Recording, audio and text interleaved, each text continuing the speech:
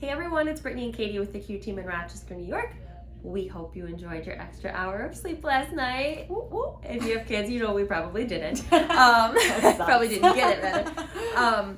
But we're here to talk about a few things to check inside your home to make sure that you are living safely and everything is being updated and changed out as it should. Yes, so we like to use daylight saving as a good reminder yearly to do a couple things in your home. If you have smoke detectors that have batteries, use this as your reminder to change or replace those batteries. Same thing with your carbon monoxide detectors. Make sure that those batteries you want to make sure that those smoke detectors are working, test them, make sure that everything is good and safe so that, God forbid, there was a fire, you will be notified. Second is furnace filter.